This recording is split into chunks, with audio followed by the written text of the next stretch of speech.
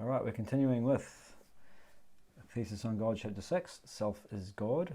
So in these two sections, Upanishad pronounces the reality and beyond the opposites. We'll see if we get through both of those tonight, or today I should say, or tonight, depending on where you are in the world. Any questions on anything before we pick up with the text?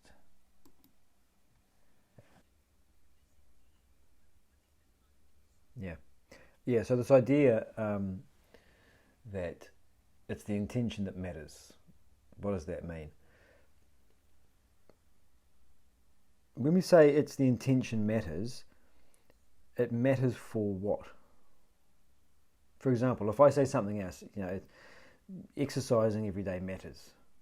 It matters for what? It matters for your long-term physical and mental health. So when something matters, it matters for something or towards something. So when we say it's the intention that counts, it's the intention that matters for what?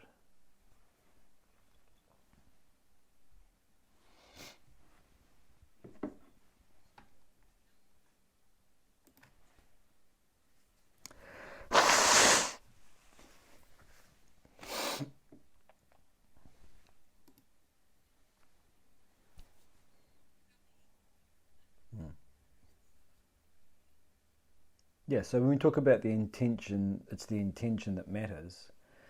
It's the intention that matters for what happens within your personality. But as you pointed out, that idea of intention matters only makes sense in the context of having performed the action. So to have an intention without an action is meaningless. But once you have performed the action, or in the performance of any action, it's the intention that matters with regards to your personality, your growth. So I don't have it on these slides here, but some of you will have seen before, that chronology of action. Vasana, thought, desire, action, and then the action lays down vasanas for more of the same.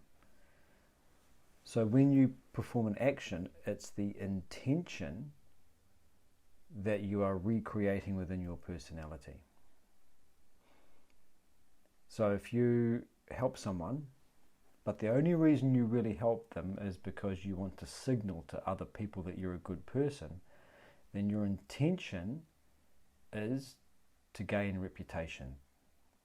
The action is helping somebody, but the intention is to gain reputation.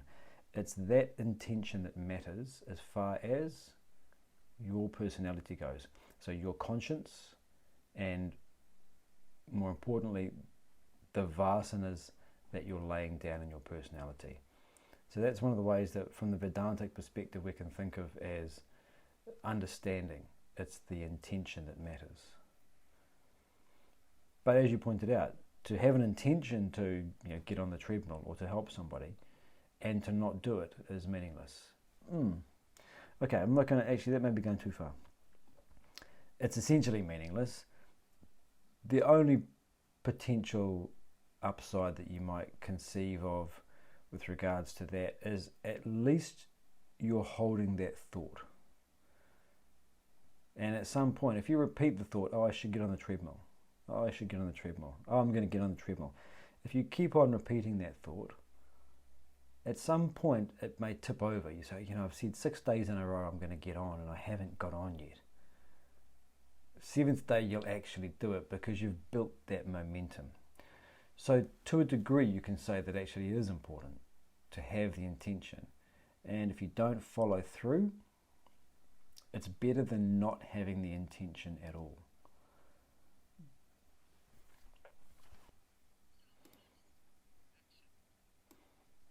How does intention factor into selfless action? So the way that we can understand selfless action is that it doesn't, to put it this way, the outcome isn't directed towards the self with a lowercase s. So the self, lowercase s, you can think of as the personality. So a selfless action is one that has no intention towards the personality. You're not trying to gain anything for yourself. So a selfless action is one that is, from your perspective, just purely your obligation in that moment. You're doing it because it's the right thing to do. You know it. You're not trying to gain anything for yourself. You have no personal investment in the outcome out there in the world. So again, let's go to the example of you're trying to help somebody. To help somebody selflessly means that you don't have a selfish intention. I want people to know what a good person I am. You don't even have an unselfish intention, which is I want that person to be helped. Now, I want to be a little bit careful here, because when I say that you don't have an unselfish intention, you will still have that feeling of goodwill towards the person you're trying to help. It's not that you're a robot and just mechanically helping people. You have emotions, you have feelings, you want their well-being. But when we say it's selfless, what it means is that you're identifying with something other than that. You're identifying with something higher and subtler. Yes, I do have care for this person. Yes, I want them to be benefited. That's there. But higher than that, you recognize this is simply my obligation. And you're identifying with that. So when we say identifying with obligation, it means that you're not trying to, put it another way, you're not hooked on the result, and you're not identifying with any kind of personal investment in the action.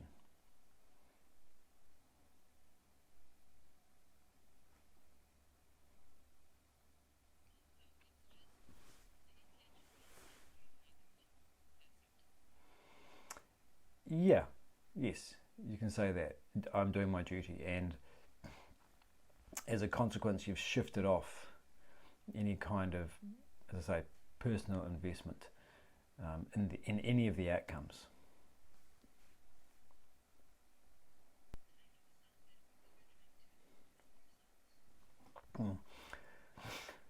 So the question of whether an action is selfish by trying to evolve ourselves. When we talk about evolution, we are leaving behind the self that acts. You're growing out of the less mature state and into a more mature state. So selfishness has benefit delivered to me, the actor. Me, the actor, ceases to exist as evolution occurs. So you're leaving behind that part. But as you say, still someone will be there, and it will be a future me who will be of benefit. The idea of selfishness is not to be confused with the pursuit of well-being. The pursuit of well-being is baked into the cake of being conscious. Look outside, the birds are doing it, the insects are doing it, the lions on the savannah are doing it. Every conscious creature is moving towards its own well-being and moves away from suffering. So the pursuit of your own well-being is not selfish. And if you recognize that the pursuit of greater well-being is going to come from evolution, then that's the path. Selfishness refers to the way in which we try to get that well-being met. If I can control the people in my life, then I'll be happier. Okay, now using whatever powers you have to control others is selfishness. If I help others reach their goals, then I'll be happy. That's using unselfishness to try and reach well-being. If I leave behind my identity with this body, mind and intellect and grow into a better personality, I'll be better off. All right, so that's relatively selfless. As far as the question of we don't have a lot of obligations, you could argue, in fact, that at every single moment of your life you're faced with an obligation. There's always a choice of action that you can make. and you can make that action based on likes and dislikes, or you can make that action based on a correct understanding of who you are, the situation you're in, and what you're trying to achieve. Your obligations are defined by roles and goals. Who am I in this situation? And I've given this example a number of times. You go to a family dinner, and there you are the daughter-in-law. Next week you go to a different family dinner, and there you are the daughter. Very similar circumstances. People sitting around eating food. But the role of daughter is very different from the role of daughter-in-law in that situation. Different roles, different actions that are right for you to perform, and certain actions that are off limits. So the ones that are right for you to perform, those are your obligations, according to your role. And whatever goals you set for yourself, any of the actions required to meet those goals are also your obligations. And so think about it. What are the situations in life where I'm not really playing a role and where I have no goal to achieve? There's probably very few of those. We do tend to think of obligations as the big heavy stuff, the really significant, important choices and actions that we need to make. But every moment there's an obligation. You meet your friend's chihuahua, and there's an obligation there. Pet the dog, love the dog, you get the feelings that you have coming into your personality, expressing those, that's your obligation. So it's less about the jobs I have to do to get stuff done. In the Bhagavad-Gita, there's 2 verses that are very similar. He says, better is death in swadharma than paradharma well discharged. Right, so what's he saying here? He translates this into the English using 2 different words. Chapter 3, he uses the word your nature. It's better to perform your nature than someone else's nature. The exact same Sanskrit word in chapter 18 is translated as your duty. So the implication that we can draw here is that the word swadharma means your nature. It also means your duty, your obligation. So what is your obligation? Your obligation is to express your nature. And we can think of that as just allowing that vasana, thought, desire, action process to go on. And it becomes a practice of just checking in. What am I doing? Why am I doing it? And being aware of what you are trying to gain out of the situation. Is this my obligation? Continually checking in, and then just continuing to act.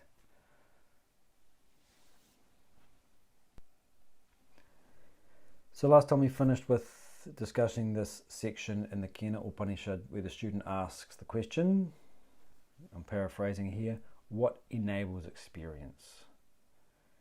And the response of the master, the response of the guru was the ear of the ear. And we talked about this idea that the essence of hearing is consciousness. The sound waves get captured by the ear, they go into the inner ear, in further, vibrate all the bits and pieces, gets to the brain, and from the brain it goes somewhere. Ultimately, it gets to that consciousness. Without consciousness, there's no hearing. Without consciousness, there's no sight, no emotion, no thinking. So the essence of all experience is consciousness. That's what he means by the ear of the ear. But the question is around that, the difficulty in maintaining that awareness. He says, the right side of the chart above lists the human equipments. The left side, the pure consciousness that enlivens them all. The ignorant focus their attention upon the equipments and their functions, which are ever-changing, perishable, terrestrial. The wise turn towards consciousness, the supreme self within, which is changeless, imperishable, transcendental. So the difficulty is in turning towards consciousness, because it's the aspect of the personality that is the most subtle, most difficult to become aware of and grasp. So he doesn't touch on this here, but in the Vedanta treatise, in the later chapters, he talks about negation and assertion. So one of the ways of turning towards the consciousness is to use this dual approach. So to turn towards the self with a capital S is to turn away from the ego, or as I'm putting it here, to negate the ego. And this actually touches on the discussion we just had around obligation. As we move through life, we are always going to be faced with the choice of acting for our personal involvement or rising above it. So we always have personal preference, we have desire, we have attachment, we have expectation. This is the nature of the self with the lowercase s. This is the nature of the personality. To try and live without preference, desire, or expectation would become a suppression. So the idea is not to eradicate these parts of the personality as such, but rather to rise above them. To be aware, yeah, I do have preferences, I do have desires, I do have expectations. But to negate those means to put them to the side, to rise above them. And that comes from knowledge.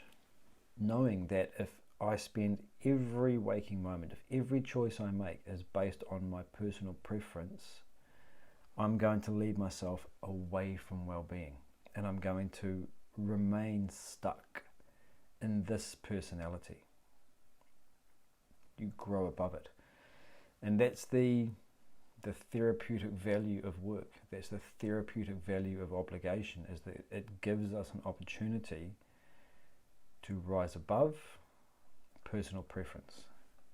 And we do this every day. When we are dealing with complete strangers, when we're dealing with our loved ones, when we're in traffic, when we are at work, there are personal preferences.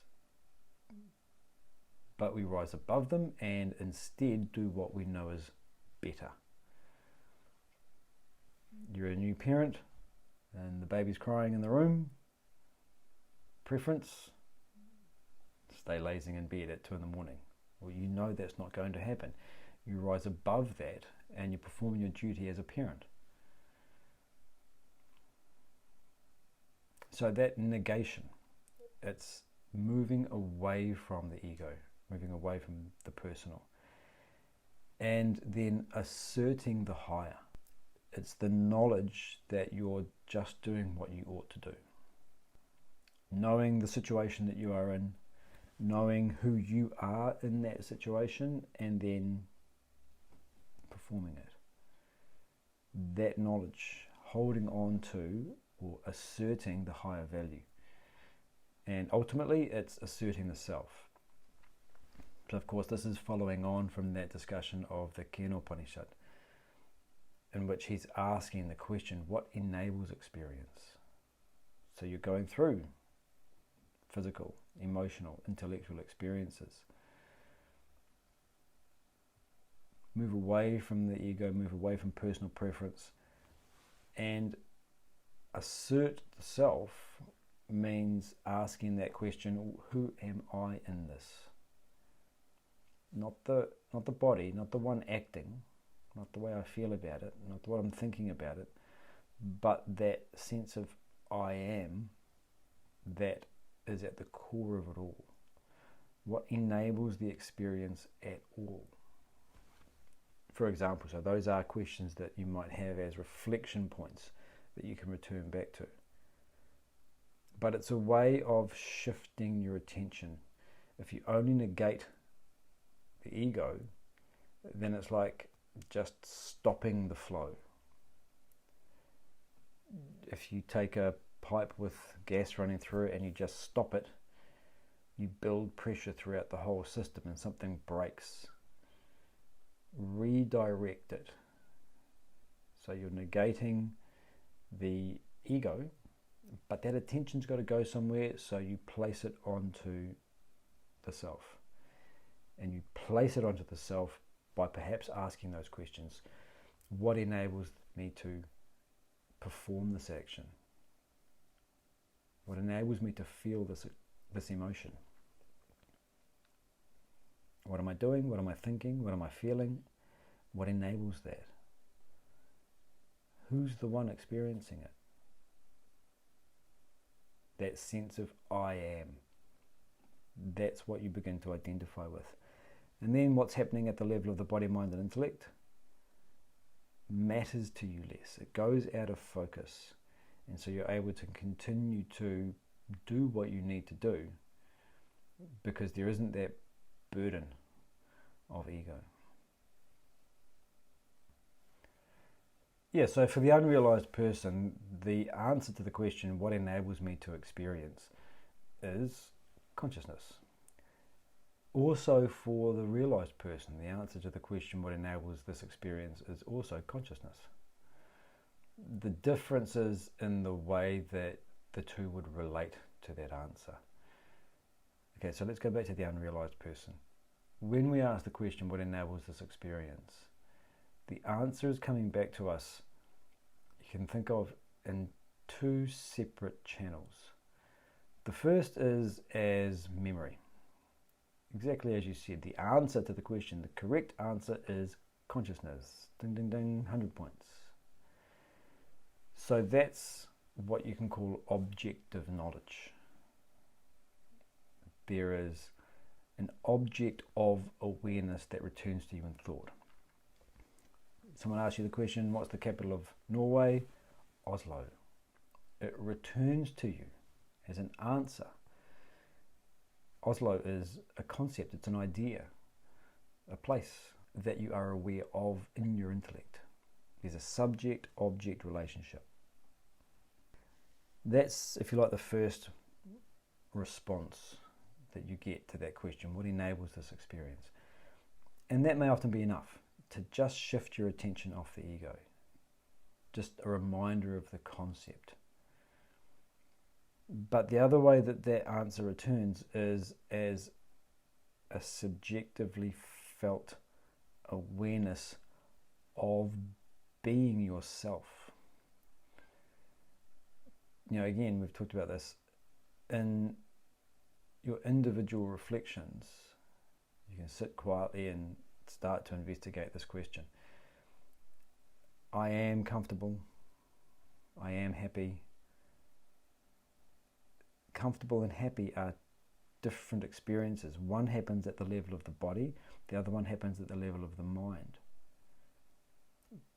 But who or what is the one claiming them both?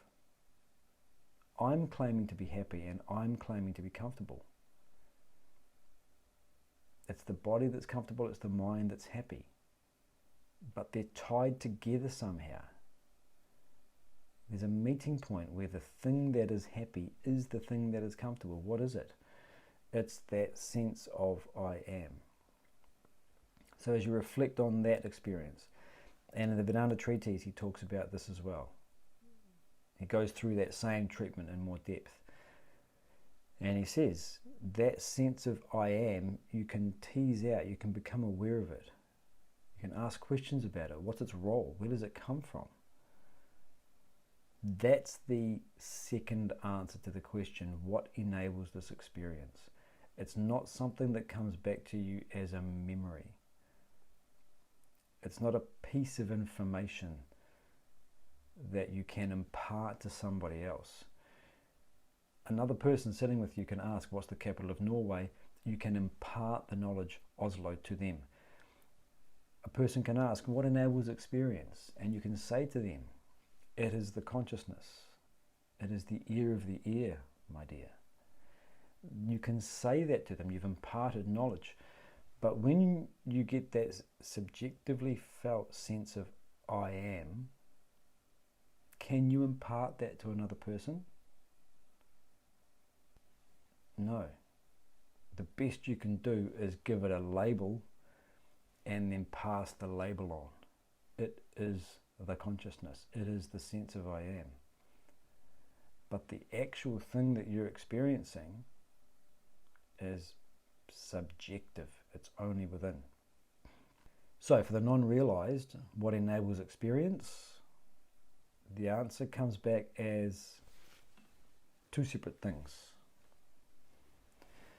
One is the correct answer in language, and the other is the correct answer, which is that subjectively felt sense of being yourself. When that comes through, that's what you keep your attention on. And it's always there. It's ever present. Sometimes you're comfortable, sometimes you're not. Sometimes you're happy, sometimes you're not. These things are not ever present. But the sense of I am never goes anywhere. It's always present. All you've got to do is remember it. Bring your awareness to it. So that's why a careful, calm study of these ideas is important, because that brings us that, okay, there's that sense of I am. Stay with it. And then as you go through your day, you can return back to it.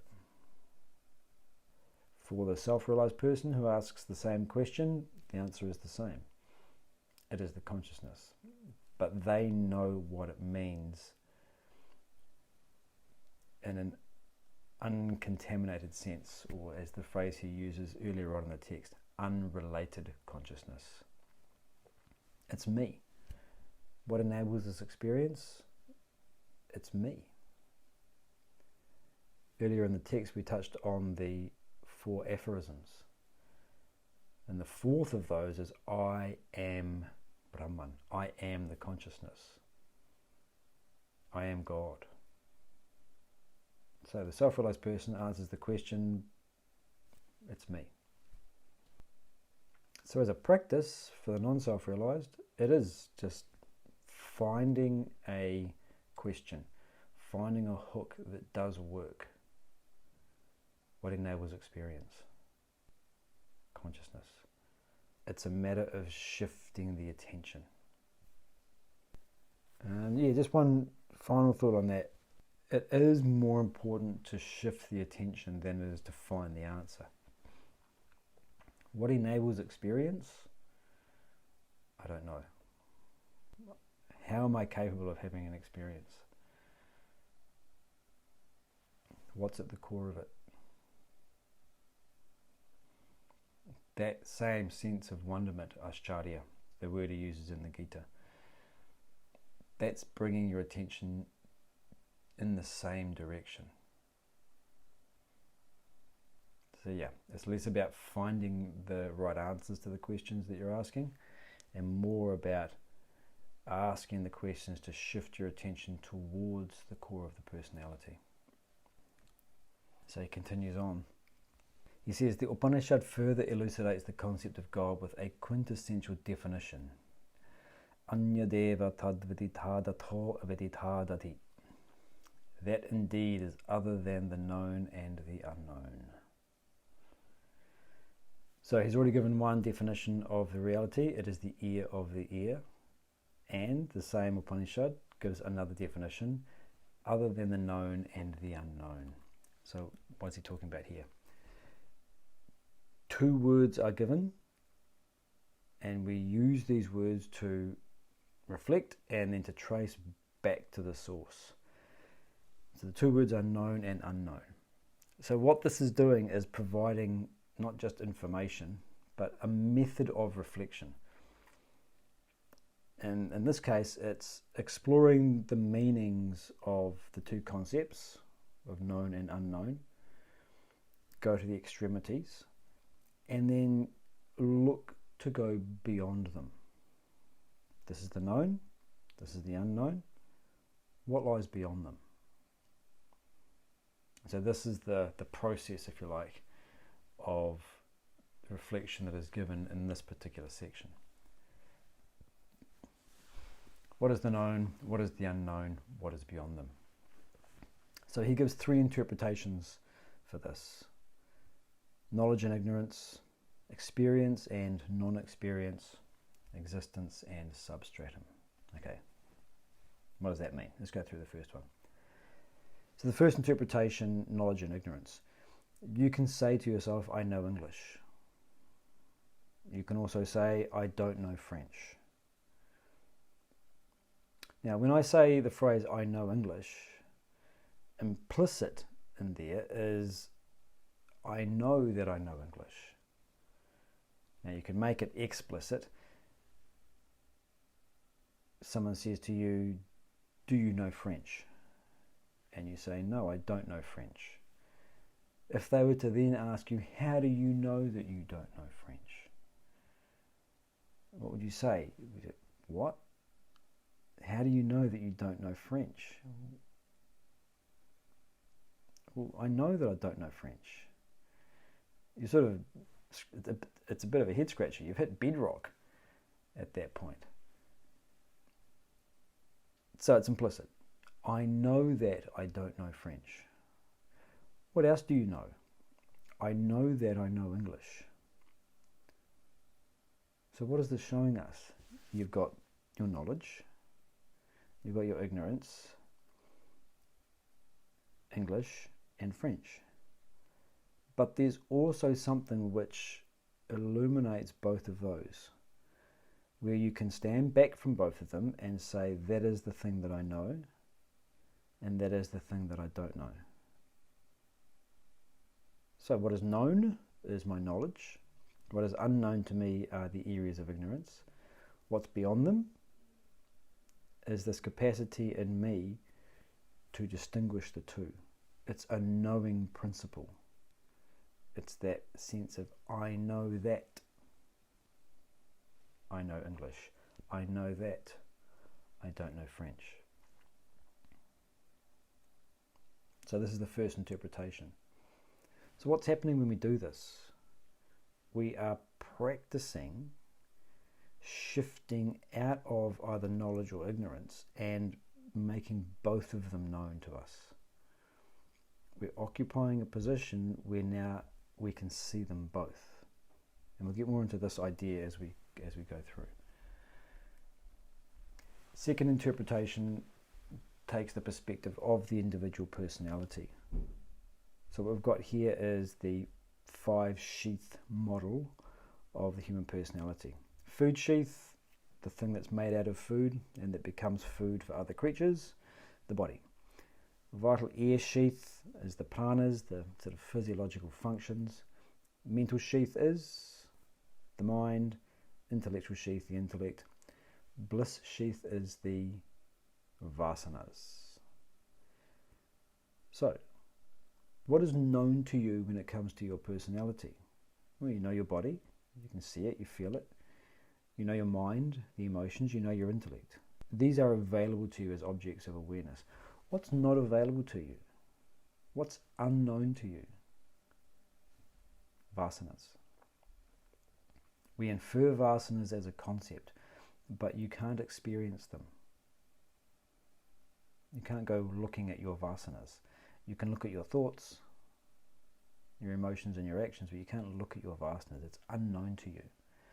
So in the second interpretation, the known refers to body, mind, intellect, or as he puts it here, the waking and dream states.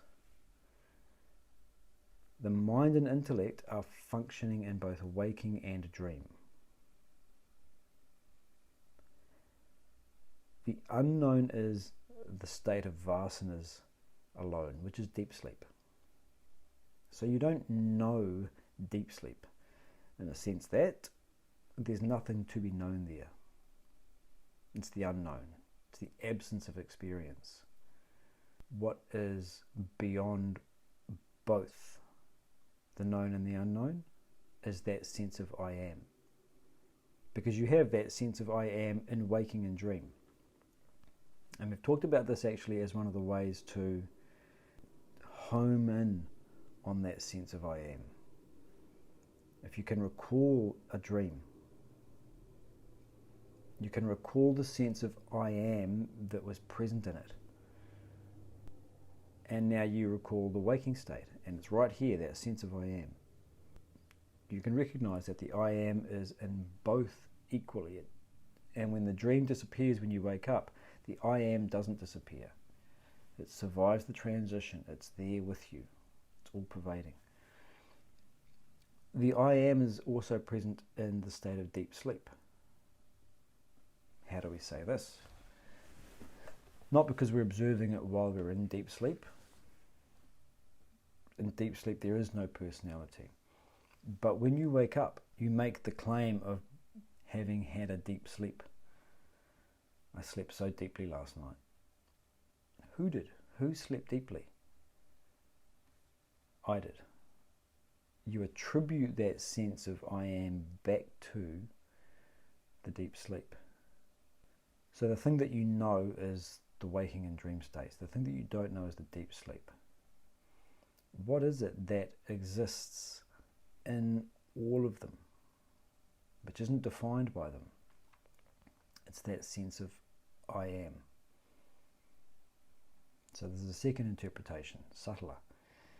And again, what's it getting us to do? It's getting us to look at the experiences we do have and break out of them. To imagine a perspective or a position that is not defined or constrained by waking, dream, or deep sleep. It's a practice of shifting attention. It's not a matter of getting answers. Third interpretation takes that same idea and extends it further. Now he says the known is all of the five sheaths. It's the three states of consciousness. What is known to you? Waking, dream, and deep sleep. Because the deep sleep, even though there's nothing happening there, it's part of your experience. Waking is part of what you experience, so is dream, so is deep sleep. That's your personality in its totality.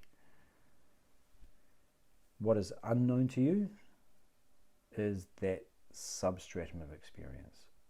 What is it that becomes the waking state of consciousness, becomes the dream state, becomes the deep sleep state? Well, that's that core of the personality known as the Atman in Sanskrit, designated here by that symbol Om. That's unknown to you. All we know is the conditioned consciousness. We don't know the unconditioned consciousness. It's unknown to us. So what's known is waking, dream, and deep sleep. What's unknown? That substratum, that pure consciousness that enlivens my experience. What lies beyond it? And the difficulty here is that if you use a word, if you use a concept, you're now stuck back in the known. It's Brahman. What's that? Well, that's a concept that exists here in the waking state. So again, it's a matter of taking the attention to that end point and then leaving it there. What is known to me? All this, waking, dream, and deep sleep. What's unknown? What enlivens it? It's that Atman. What's beyond it? So yeah, it's a similar sort of analysis. What is known to you is tamas, rajas, and sattva. That's the entirety of you, the manifestation of your personality. What's unknown to you is that trans-sattvic state, the state of self-realization. The beyond is very much the same as what you're seeing in this particular interpretation. When we think of the known as being tamas, rajas, sattva, that's easy to understand. When we think of the unknown as being the trans-sattvic state, we can conceptualize it. Part of the problem is that we tend to naturally think of that trans-sattvic state, that Atman, as pertaining to just my experience. It's the stuff out of which this entire universe is made. It is. Wow. It's the unchanging source of my experience, of my personality. The potential limitation or constraint of that idea is that what we've done is limit the reality only to the manifestation that we're capable of imagining. And we don't know we're doing it. The reality is the unmanifest consciousness.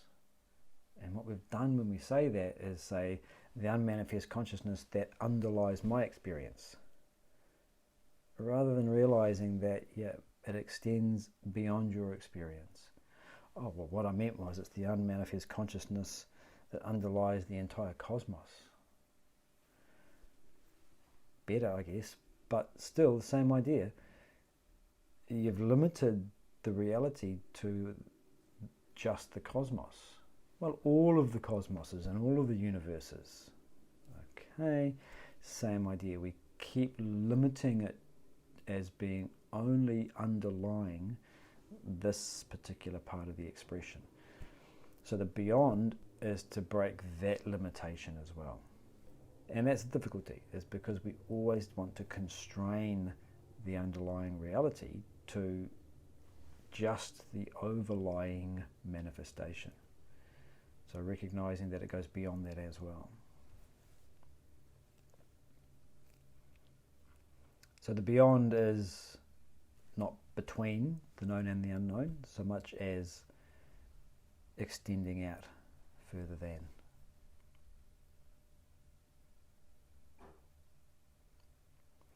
So known and unknown are opposites which define 100% of something. I know all of these languages and I don't know any of these languages. That defines 100% of the languages you know. The known and the unknown, waking and dream is the known, deep sleep is the unknown. That defines 100% of your experience as an individual.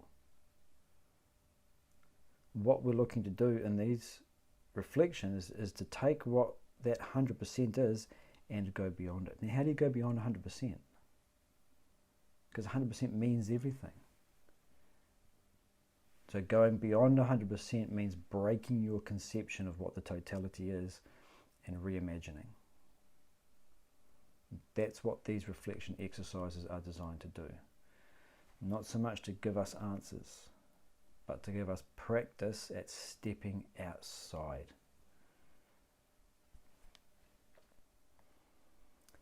God cannot be conceived just as light cannot be seen. Consider sunlight passing through a hole in the roof of a warehouse and striking the floor below. You see the light at the hole above and the spot on the floor, but you do not see the light passing between the hole and the spot. However, when the floor is swept, the dust particles rise and fill up the room. The particles bathed in light form a solid beam. The light reflected in the particles is what is seen. But there was light even before the dust particles rose to form the beam. So what is seen is light plus the particles of dust. The particles per se are unseen, therefore light is beyond the seen and the unseen. Similarly, matter per se is not known. What is known is consciousness plus matter. Hence consciousness, God, is beyond the known and the unknown. Alright, so this is continuing to describe a similar thing. So he uses an analogy here. You have a warehouse, old, dusty, but perfectly settled. The sun's coming in from the top. You only see the spot of sun on the floor below. Sweep the dust up. And now you see that solid beam of sunlight. So what's happening here? The thing that you see is the reflected light. The unseen thing is the dust particle. Same thing, you take a mouse. Do you see the mouse? No, you don't see the mouse. You don't see any object. What you see is the light reflected off it. Physical objects are always, if you like, unseen to us. We never actually see the object. We see the light reflected off it and infer the image. So the thing that we see in that warehouse is the reflected light. It's bouncing off the dust particles. The thing that is unseen to us is those dust particles themselves. So what is beyond the reflected light and the dust particles? What lies outside of those two things? The light itself. So this is the same with the nature of our experiences. What is seen to us is all this. Whatever is available to you in your field of awareness. What is unseen to you is, if you like, the equipments of body, mind and intellect, off which the consciousness reflects. So what is beyond? It is again that light, that consciousness. So it's again, same sort of idea. Looking at what is known to you, looking at what is unknown to you, and looking at what is beyond.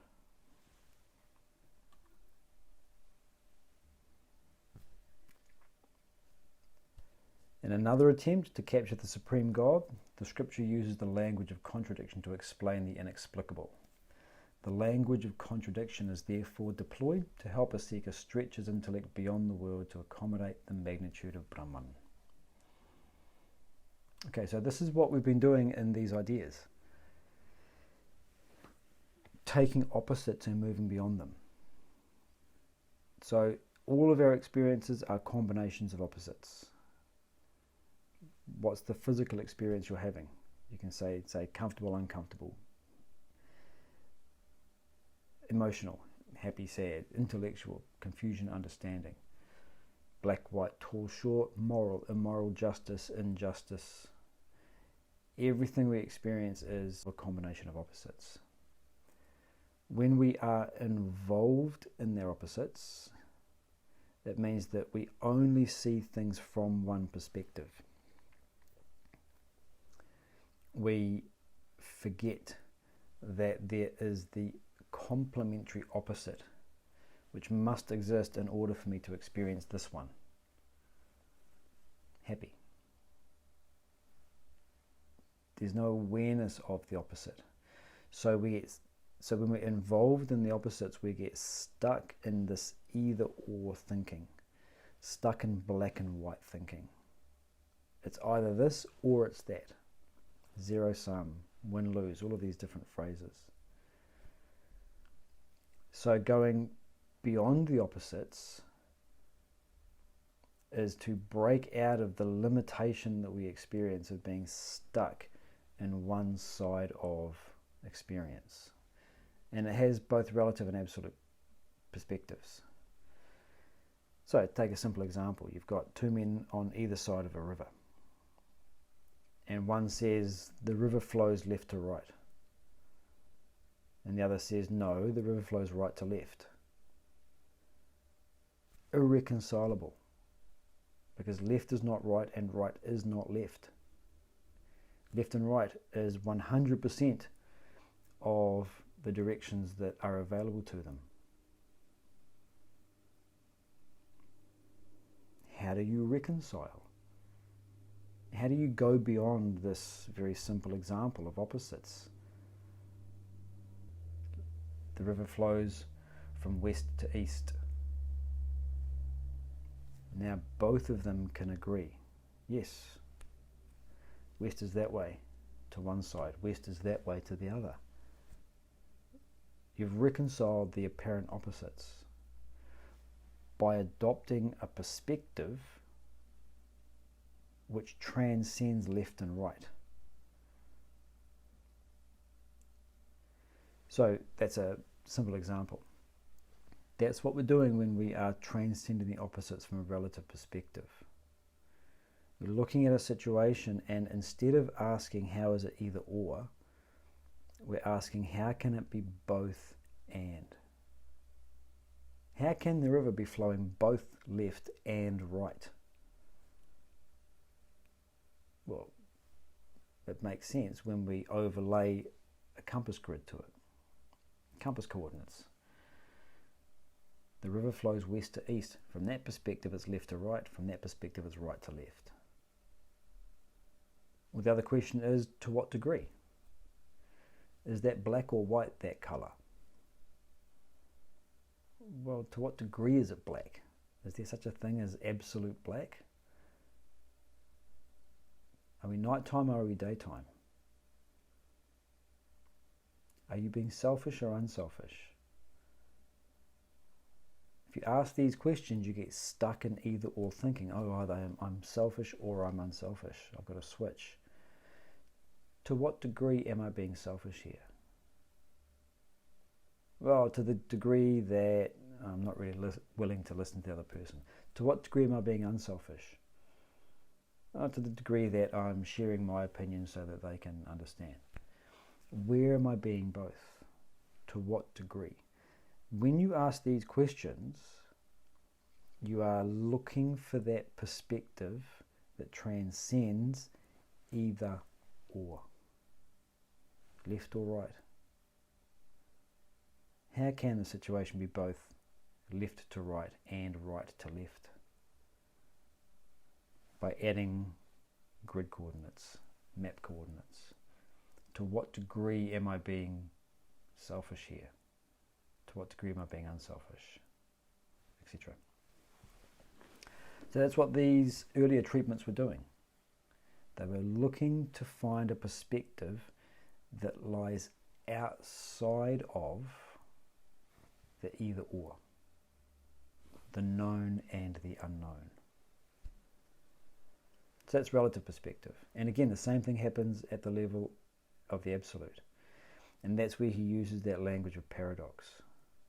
So one of the examples he gives in the text, God is said to be near and far, inside and outside. So when we read this, there's this paradox. It strikes us because it's inside and outside. It's here and over there at the same time. There's that break in the flow of attention. And because it's paradoxical, it invites that sort of deeper awareness, that deeper reflection. And it's looking for us to establish that immediate intuitive awareness. So immediate doesn't mean fast in this context. Immediate means not mediated. Not mediated through something. It's intuitive in the sense that it's not arrived at as a logical consequence.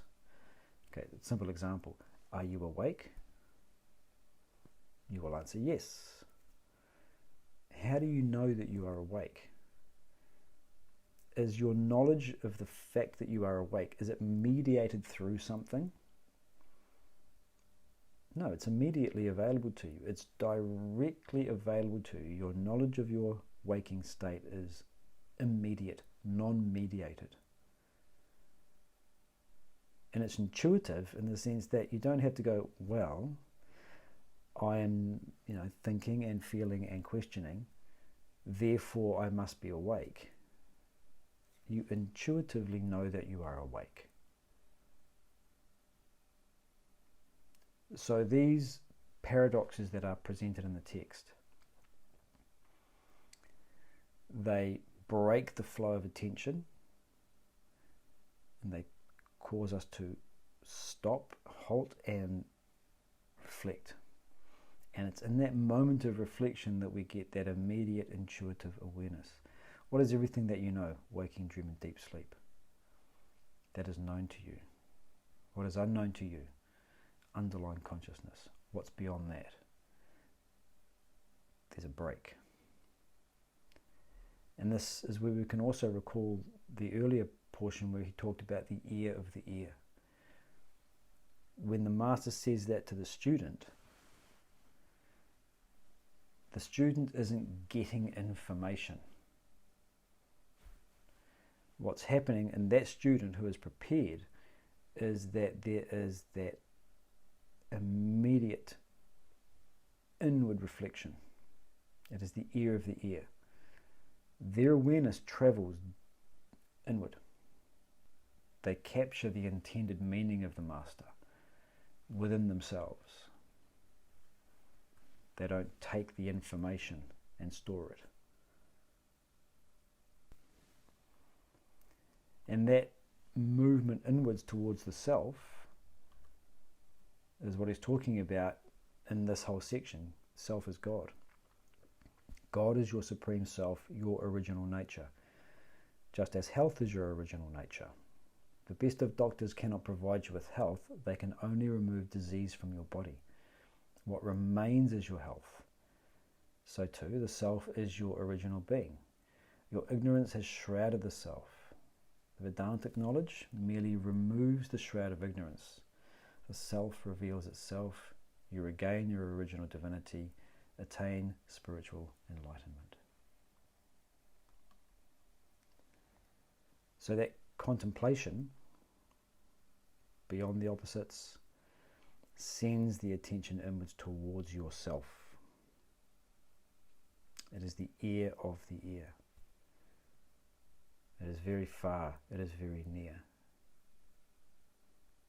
It is beyond the known and the unknown. The attention drives inwards to the source and it is found as yourself. And that concludes chapter 6. Any questions? Continuing with Gita on Tuesday and back here next week for chapter 7. Have a great week and Hari Om.